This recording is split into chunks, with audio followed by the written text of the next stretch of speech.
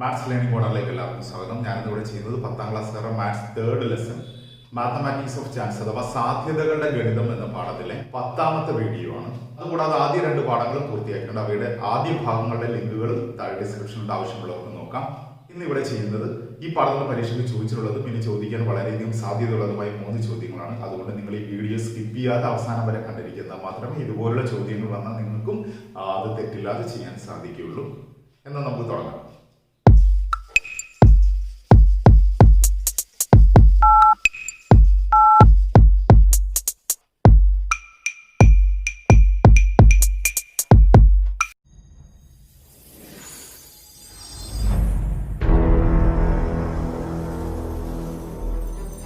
ഇന്നത്തെ നമ്മുടെ ആദ്യ ചോദ്യം വായിക്കാം. എല്ലാവരും ശ്രദ്ധിച്ചിരിക്കുക.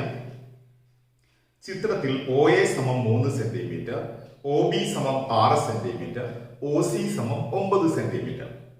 കണ്ണുകൾ അടച്ചുകൊണ്ട് ഈ ചിത്രത്തിലെ ഒരു കുത്തിട്ടാൽ അത് ഷെയ്ഡ് ചെയ്ത ഭാഗത്തിലാകാനുള്ള സാധ്യതയുണ്ട്.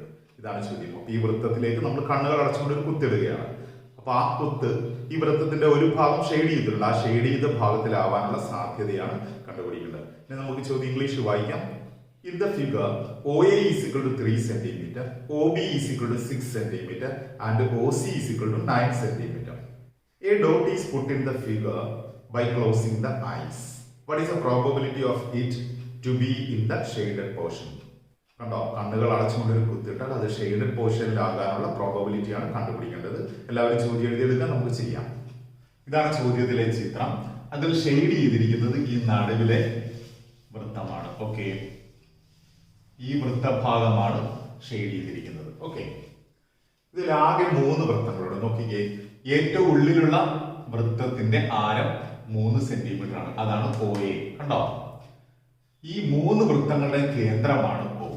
കണ്ടോ, എല്ലാ വൃത്തങ്ങളും ഇതിൽ 3 വൃത്തം വരച്ചിട്ടുണ്ട്. ആ എല്ലാ വൃത്തങ്ങളുടെയും കേന്ദ്രമാണ് O. ഈ ചെറിയ വൃത്തത്തിന്റെ ആരമാണ് OA.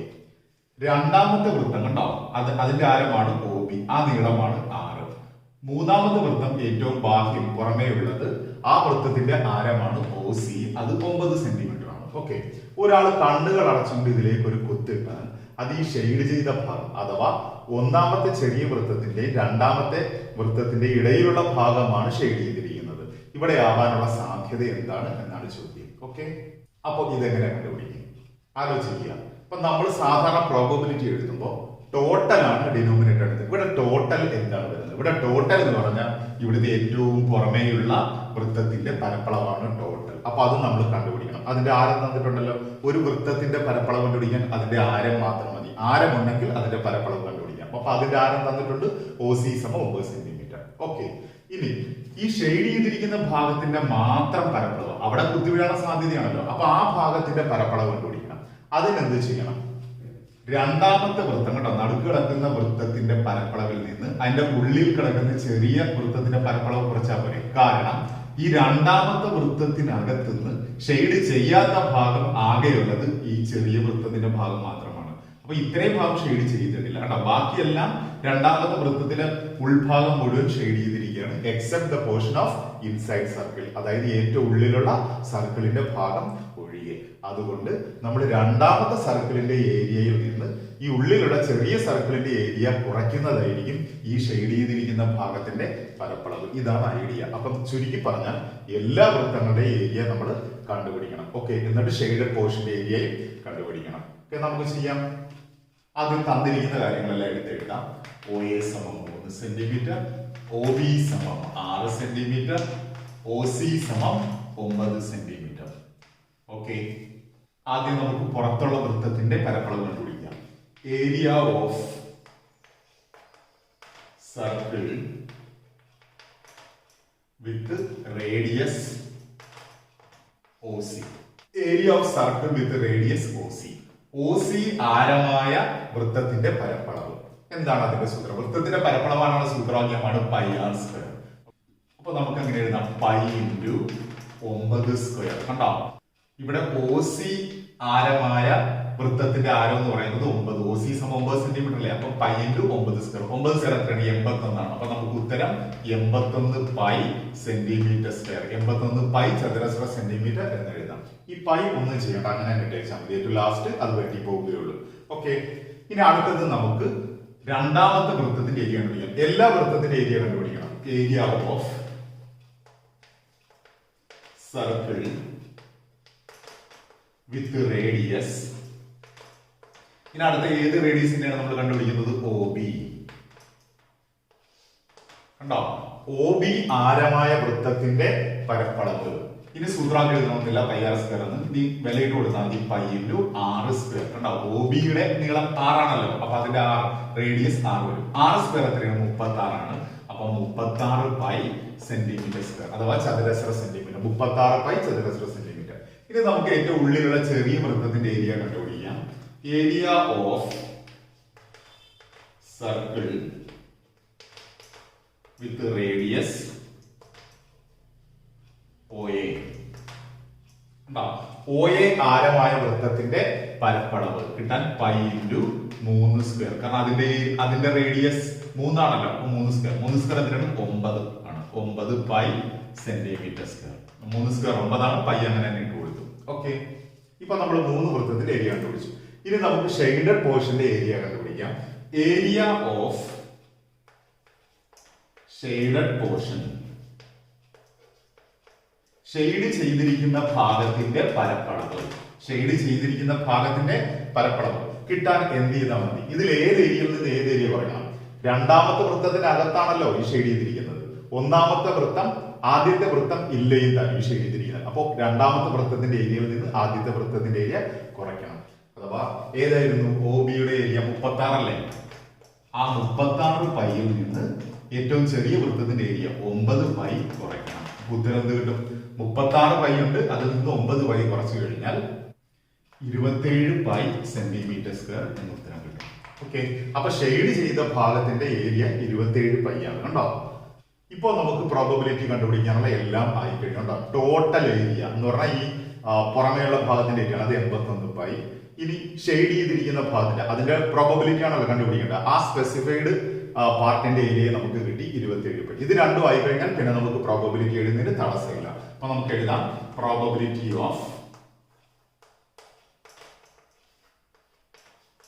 putting dot in the shaded portion.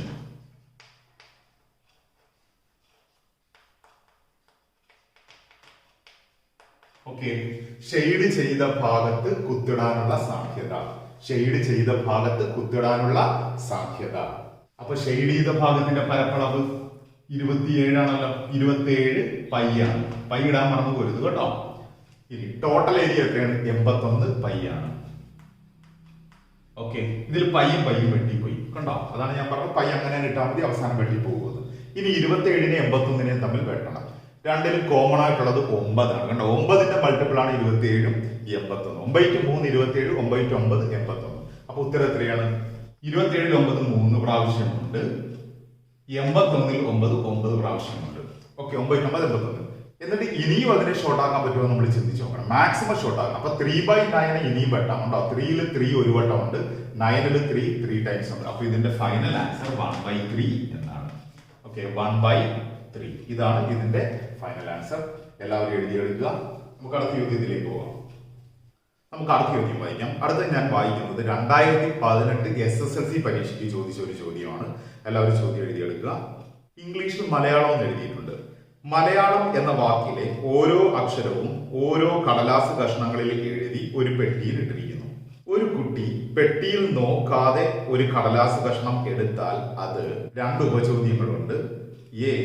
A എന്ന അക്ഷരമാകാനുള്ള സാധ്യത എന്താണ്? കണ്ടോ? അപ്പൊ അതിൽ നിന്ന് ഒരു കടലാസ് കഷ്ണം എടുത്താൽ അത് എ എന്ന അക്ഷരമാകാനുള്ള സാധ്യത എന്താണ്? ബി, എ എന്ന അക്ഷരം ആകാതിരിക്കാനുള്ള സാധ്യത എന്താണ്?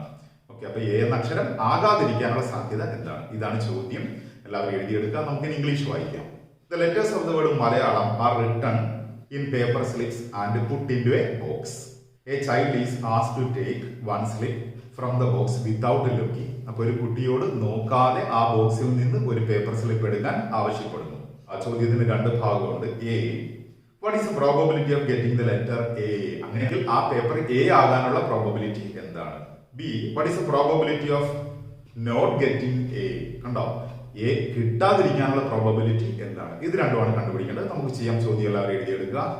ഇത് 2018 SSLC ചോദ്യമാണ്. ഇപ്പൊ നമുക്ക് ചെയ്യാം. വളരെ സിമ്പിൾ ആണ്. മലയാളം. ഓക്കെ, ഇതിലെ ഓരോ അക്ഷരവും പേപ്പർ സ്ലിപ്പിൽ എഴുതിയിട്ട് ആ ബോക്സിൽ ഇട്ടിരിക്കുകയാണ്.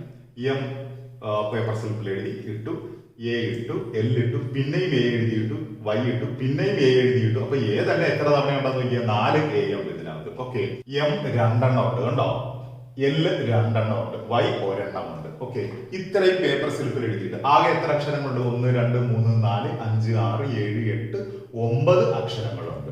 ഈ 9 പേപ്പർ സ്ലിപ്പുകൾ ആ പെട്ടിയിലേക്ക് ഇടും. അപ്പൊ ഈ 9 എന്താണ്? അതാണ് നമ്മുടെ ടോട്ടൽ. ഓക്കെ, നമ്മുടെ പ്രോബബിലിറ്റി എഴുതുമ്പോൾ ഇവിടെ ഡിനോമിനേറ്റർ വരുന്നത് ഇതിലെ അക്ഷരങ്ങളുടെ എണ്ണമായിരിക്കും. ഓക്കെ, നമുക്കപ്പോ എഴുതാം.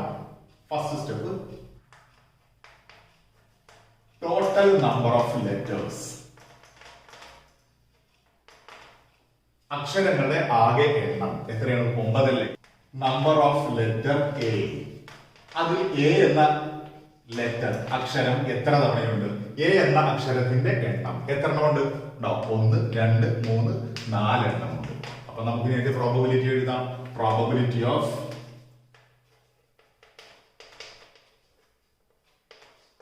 getting the letter A. Okay, A എന്ന അക്ഷരം ലഭിക്കാനുള്ള സാധ്യത, എ എന്ന അക്ഷരം ലഭിക്കാനുള്ള സാധ്യത എത്രയാണ്? എ അക്ഷരം 4 എണ്ണമുണ്ട്, അതിൽ ടോട്ടൽ ലെറ്റേഴ്സ് 9 ഉണ്ട്. അപ്പൊ 4/9 ആണ്. ഇനി ഇതിനെ ഷോർട്ട് ആക്കാൻ പറ്റില്ല. 4നെ നമുക്ക് 2 വെച്ച് വെട്ടാം, പക്ഷെ 9നെ 2 വെച്ച് വെട്ടാൻ പറ്റില്ല. ഇനി 9നെ 3 വെച്ച് വെട്ടാം, പക്ഷെ അത് 4നെ 3 വെച്ച് വെട്ടാൻ പറ്റില്ല. അപ്പൊ 2നെ കോമൺ ആയിട്ട് വെട്ടാൻ ഒരു സംഖ്യ ഇല്ലാത്തത് കാരണം ഇവിടെ കൊണ്ട് സ്റ്റോപ്പ്. അപ്പൊ അതിന്റെ ഉത്തരം 4/9. ഇപ്പൊ നമ്മൾ കണ്ടുപിടിച്ചത് ഇതിന്റെ എ ആണ്. ഓക്കെ, ഇനി ബിയിലേക്ക് പോകാം. ബി എന്താണ് ചോദിച്ചിരിക്കുന്നത്? എ അല്ലാതാവാനുള്ള സാധ്യത. ഓക്കെ, എ അല്ലാതാവാനുള്ള സാധ്യത എ ഒഴികെ ഇവിടെ എത്ര ലെറ്റേഴ്സ് ഉണ്ടെന്ന് നോക്കണം. എ ഒഴികെ എത്ര ലെറ്റേഴ്സ് ഉണ്ട്? M L Y L M. കണ്ടോ എത്ര അക്ഷരമുണ്ട്? ഈ 9 എണ്ണത്തിൽ 4 എണ്ണം ഒഴികെ ബാക്കിയെല്ലാം എ ഒഴികെയുള്ള അക്ഷരങ്ങളാണല്ലോ. അപ്പൊ നമുക്കത് എഴുതാം. Number of letters other than A.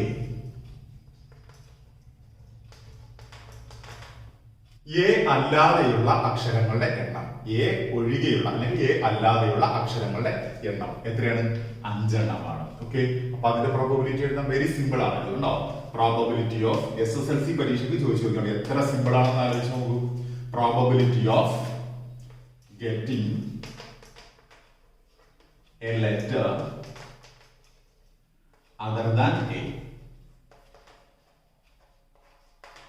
ഉണ്ടോ? എ അല്ലാതെയുള്ള ഒരു അക്ഷരം ലഭിക്കാനുള്ള സാധ്യത എത്രയാണ്? 5 ആണ്. എ അല്ലാതെ 5 അക്ഷരം ഉണ്ടല്ലോ. ടോട്ടൽ ലെറ്റേഴ്സ് എത്രയാണ്? 9 ആണ്. 5/9. ഇതിനെ നമുക്ക് ഷോർട്ട് ആക്കാൻ പറ്റില്ല. 2നെ കോമൺ ആയിട്ട് ഏതെങ്കിലും ഒരു സംഖ്യ കൊണ്ട് ഡിവൈഡ് ചെയ്യാൻ പറ്റത്തില്ല. അപ്പൊ ഇതിന്റെ ഉത്തരം 5/9 ആണ്.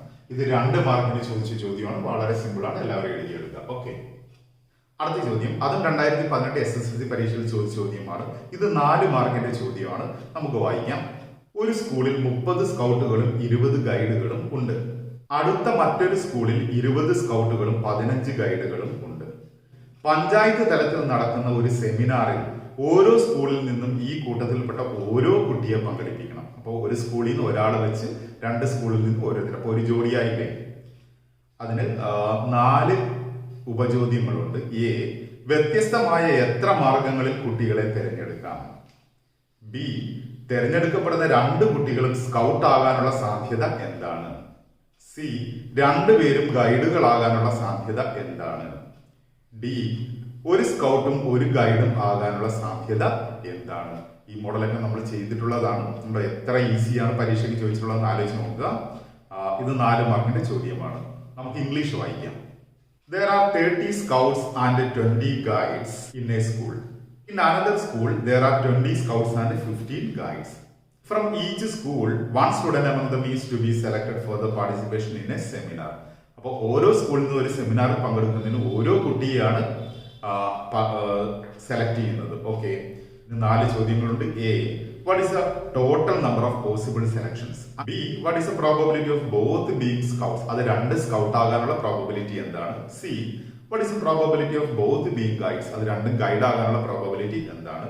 D what is A probability of one scout and one guide. അത് ഒരു സ്കൗട്ടും ഒരു ഗൈഡും ആവാനുള്ള പ്രോബബിലിറ്റി എന്താണ്? ഇത്രയുമാണ് ചോദ്യങ്ങൾ. എല്ലാവരും എഴുതിയെടുക്കാൻ നമുക്ക് ചെയ്യാം.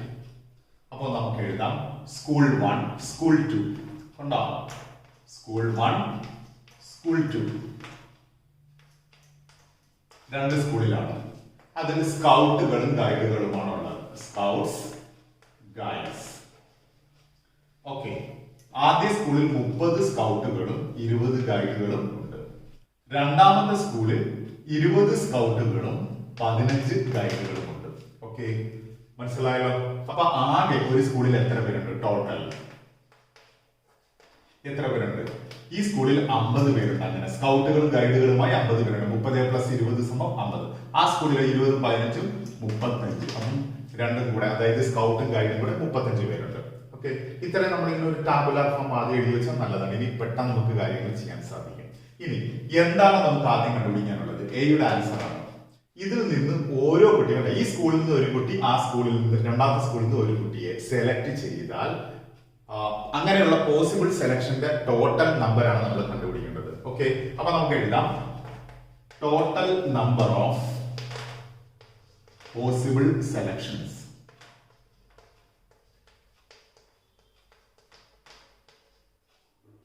ഈസ് ഈക്വൽ ടു എത്രയാണ്? തിരഞ്ഞെടുക്കാവുന്ന ആകെ മാർഗങ്ങളുടെ എണ്ണം ഉണ്ടോ? തിരഞ്ഞെടുക്കാവുന്ന ആകെ മാർഗങ്ങളുടെ എണ്ണം എത്ര എണ്ണമാണ്?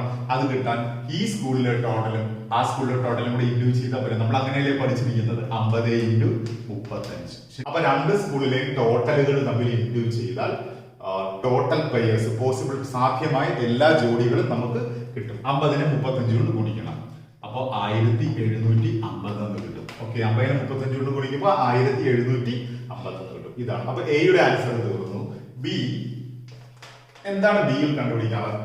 ഇങ്ങനെ സെലക്ട് ചെയ്യുന്ന രണ്ട് കുട്ടികളും സ്കൗട്ട് ആകാനുള്ള സാധ്യത എന്താണ്? അതാണ് രണ്ടാമത്തെ ചോദ്യം, ബി. ഓക്കെ, വളരെ എളുപ്പമാണ്. അപ്പൊ ആ സ്കൗട്ടുകളുടെ എണ്ണം മാത്രം നോക്കുക. ഈ സ്കൂളിൽ 30 സ്കൗട്ട്, രണ്ടാമത്തെ സ്കൂളിൽ 20 സ്കൗട്ട്. അപ്പൊ അവരുടെ എണ്ണം മാത്രം ഗുണിച്ചാൽ മതി. അപ്പൊ നമുക്ക് എഴുതാം നമ്പർ ഓഫ് പെയേഴ്സ്. ആദ്യം ജോഡികളുടെ എണ്ണം കണ്ടുപിടിക്കണം. Number of pairs with both being scouts. കണ്ടോ? രണ്ടും സ്കൗട്ടുകൾ വരുന്ന ജോഡികളുടെ എണ്ണം എത്രയായിരിക്കും? അപ്പൊ സ്കൗട്ടിന്റെ എണ്ണം മാത്രം ഗുണിച്ചാൽ മതി. ആദ്യ സ്കൂളിൽ 30 സ്കൗട്ടുകൾ, രണ്ടാം സ്കൂളിൽ 20 സ്കൗട്ടുകൾ. അപ്പൊ 30 × 20 = 32 6 എഴുതിയിട്ട് 2 0 ഇട്ട് കൊടുക്കുക, 600. അപ്പൊ 600 ആണ് ആകെ സ്കൗട്ടുകൾ വരുന്ന ജോഡികളുടെ എണ്ണം. ഓക്കെ, അപ്പൊ സ്കൗട്ടുകൾ മാത്രം വരുന്ന ജോഡികൾ 600. Total overall total 1750. ഇത് രണ്ടും ഉണ്ടെങ്കിൽ നമുക്ക് പ്രോബബിലിറ്റി എഴുതാലോ. നമുക്ക് അടുത്ത് എഴുതാം പ്രോബബിലിറ്റി ഓഫ്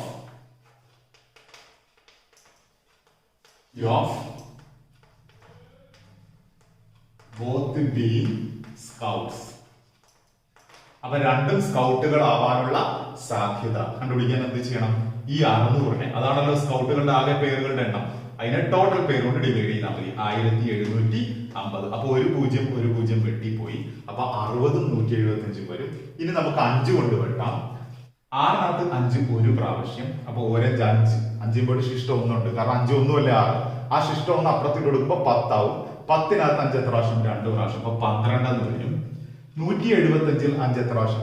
17ൽ എത്ര 5 ഉണ്ട്? 3 5 ഉണ്ട്. 3 5 15. 15 പോയിട്ട് അപ്പൊ 3 5 3 എഴുതാം. ശിഷ്ടം എത്രയാണ്? 3 5 15 പോയിട്ട് 16 17. അപ്പൊ ശിഷ്ടം 2 ഉണ്ട്. ആ 2 തൊട്ടപ്പുറത്ത് ഇട്ട് കൊടുക്കുമ്പോ 25 ആയി. 5ന്റെ മുന്നിൽ ഇട്ട് കൊടുക്കുമ്പോ 25. 25ൽ എത്ര 5 ഉണ്ട്? 5 ഉണ്ട്. ഈ 5 ആണ് 25. അപ്പൊ 12/35 ആണ് ഇതിന്റെ ഉത്തരം. ഇനി ഇതിനെ ഷോർട്ട് ആക്കാൻ പറ്റില്ല. കണ്ടോ? ഏതെങ്കിലും ഒരു കോമൺ നമ്പർ കൊണ്ട് 2നെ ഡിവൈഡ് ചെയ്യാൻ പറ്റുമോ? പറ്റില്ല. 12നെ 3 വെച്ചൊക്കെ വെട്ടാം, പക്ഷെ 35നെ 3 വെച്ച് വെട്ടാൻ പറ്റില്ല. 35നെ 5 വെച്ച് വെട്ടാം, പക്ഷെ 12നെ 5 വെച്ച് വെട്ടാൻ പറ്റില്ല. അതുകൊണ്ട് നമുക്ക് 12/35 ആണ് ഇതിലെ ബിയുടെ ആൻസർ. ഇത്ര എഴുതുക. സിയും ഡിയും നമുക്ക് അതിനുശേഷം എഴുതാം. ഇനി നമുക്ക് സിയിലേക്ക് പോകാം. സിയിൽ എന്താണ് ചോദിച്ചിരിക്കുന്നത്? രണ്ടും ഗൈഡ് ആവാനുള്ള സാധ്യത. അപ്പൊ ഗൈഡുകളുടെ എണ്ണം മാത്രം എടുക്കുക. അപ്പൊ നമുക്ക് ആദ്യം ടോട്ടൽ പെയേഴ്സ് എഴുതാം. Number of pairs with both being guides രണ്ടും ഗൈഡുകൾ വരുന്ന ജോഡികളുടെ എണ്ണം ഉണ്ടോ? രണ്ടും ഗൈഡുകൾ വരുന്ന ജോഡികളുടെ എണ്ണം കിട്ടാൻ എന്ത് ചെയ്താൽ മതി? ഗൈഡ്സിന്റെ എണ്ണങ്ങൾ തമ്മിൽ ഗുണിച്ചാൽ മതി. ആദ്യ സ്കൂളിലെ ഗൈഡിന്റെ എണ്ണം, രണ്ടാമത്തെ സ്കൂളിലെ ഗൈഡിന്റെ എണ്ണം. അപ്പൊ 20 × 15 ഉത്തരം എന്ത് കിട്ടും? 15നെ 2 കൊണ്ട് വിളിക്കുമ്പോൾ 30. ഈ 0 കൂടി ഇട്ട് കൊടുക്കുമ്പോൾ 300 എന്ന് വരും. ഓക്കെ, അപ്പം രണ്ടും ഗൈഡുകൾ വരുന്ന ജോഡികളുടെ എണ്ണം 300 ആണ്. ഇനി നമുക്ക് അതിന്റെ പ്രോബബിലിറ്റി എഴുതാം. Probability of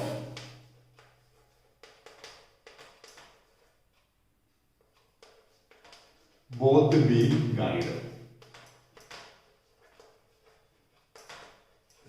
probability of both being guides, രണ്ടും ഗൈഡുകൾ വരാനുള്ള സാധ്യത കണ്ടുപിടിക്കാൻ എന്ത് ചെയ്യണം? രണ്ടും ഗൈഡുകൾ വരുന്ന ജോഡികളുടെ എണ്ണം 300 അല്ലേ? അതിനെ ടോട്ടൽ കൊണ്ട് ഡിവൈഡ് ചെയ്യുക. ടോട്ടൽ എത്രയായിരുന്നു? 1750 ആയിരുന്നു. ഓക്കെ, ഇവിടെ 0 വെട്ടിപ്പോകും. 30നെ 175 കൊണ്ട് ഡിവൈഡ് ചെയ്യണം. 5 വെച്ച് വെട്ടാം. 5 വെച്ച് വെട്ടുമ്പോൾ 30 5 6 പ്രാവശ്യം, 175ൽ 5 35 പ്രാവശ്യം. ഇനി ഇതിനെ ഏതെങ്കിലും ഒരു കോമൺ ആയിട്ടുള്ള സംഖ്യ കൊണ്ട് ഡിവൈഡ് ചെയ്യാൻ പറ്റില്ല. അതുകൊണ്ട് 6/35 ആണ് അതിന്റെ ഉത്തരം. ഓക്കെ, ഇനി നമുക്ക് ഡിയിലേക്ക് പോകാം. ഡിയിൽ എന്താണ് കണ്ടുപിടിക്കേണ്ടത്? ഇങ്ങനെ സെലക്ട് ചെയ്യുന്ന പ്ലേയേഴ്സിൽ ഒരു ഗൈഡും ഒരു സ്കൗട്ടും ആകാനുള്ള സാധ്യത എന്താണെന്നാണ് കേട്ടോ. ഇതുവരെ നമ്മൾ പഠിച്ചാൽ ബോത്ത് ബീയിങ് ഗൈഡ്സും ബോത്ത് ബീയിങ് സ്കൗട്ടും ആയിരുന്നു. ഓക്കെ, ഇനി നമ്മൾ 1 സ്കൗട്ട് ആൻഡ് 1 ഗൈഡ് ആകാനുള്ള പ്രോബബിലിറ്റിയാണ് കണ്ടുപിടിക്കേണ്ടത്. ഓക്കെ, അത് നമുക്ക് എളുപ്പത്തിൽ കണ്ടുപിടിക്കാം. ടോട്ടൽ 1750 പ്ലേയേഴ്സ് ആണല്ലോ ഉള്ളത്. അതിൽ 600 എണ്ണം, അതായത് ഈ 30 20 കൊണ്ട് ഗുണിച്ചത് 600 എണ്ണം സ്കൗട്ടുകളുടെ പേരായിരുന്നു. 300 എണ്ണം ഗൈഡുകളുടെ പേരായിരുന്നു.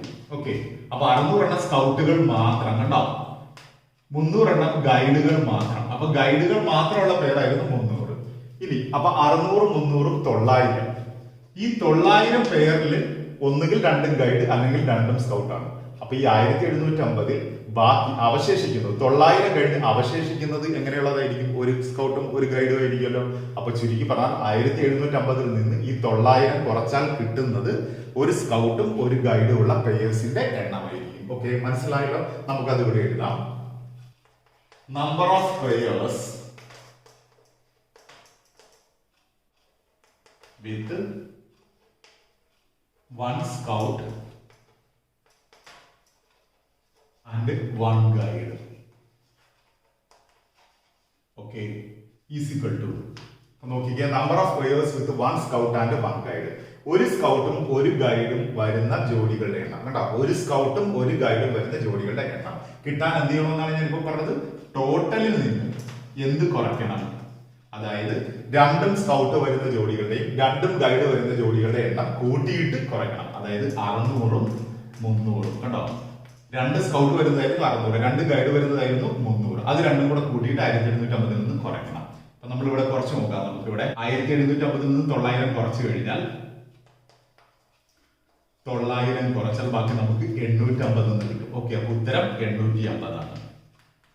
ഓക്കെ, അപ്പൊ നമുക്ക് ഒരു സ്കൗട്ടും ഒരു ഗൈഡും വരുന്ന ജോഡികളുടെ എണ്ണം കിട്ടി. ഇനി പ്രോബബിലിറ്റി എഴുതിയാൽ മതിയല്ലോ. അത് നമുക്ക് എഴുതാം, ഇവിടെ എഴുതാം. അപ്പൊ പ്രോബബിലിറ്റി ലാസ്റ്റ് സ്റ്റെപ്പ് ആണ്. Probability of selecting A pair with 1 scout and 1 guide. Probability of selecting A pair with 1 scout and 1 guide. ഒരു സ്കൗട്ടും ഒരു ഗൈഡും ഉള്ള ഒരു ജോഡിയെ സെലക്ട് ചെയ്യാനുള്ള എന്ന് പറഞ്ഞാൽ തിരഞ്ഞെടുക്കാനുള്ള സാധ്യത. ഇത്ര വിശദമായിട്ട് എഴുതിയില്ലെങ്കിൽ കുഴപ്പമില്ല.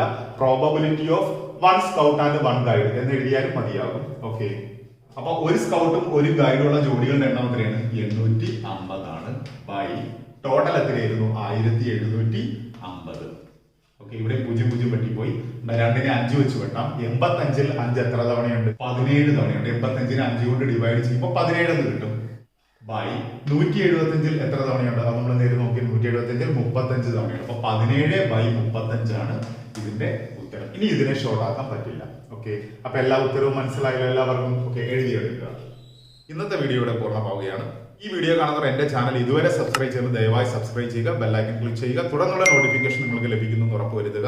ഈ വീഡിയോ നിങ്ങൾക്ക് ഇഷ്ടമെങ്കിൽ തീർച്ചയായും ലൈക്ക് ചെയ്യാൻ മറന്നു പോകരുത്. കമന്റ് ചെയ്യണം. പഠിക്കാൻ താല്പര്യമുള്ള നിങ്ങളുടെ കൂട്ടുകാരിലേക്ക് ഈ വീഡിയോ ഷെയർ ചെയ്യുക.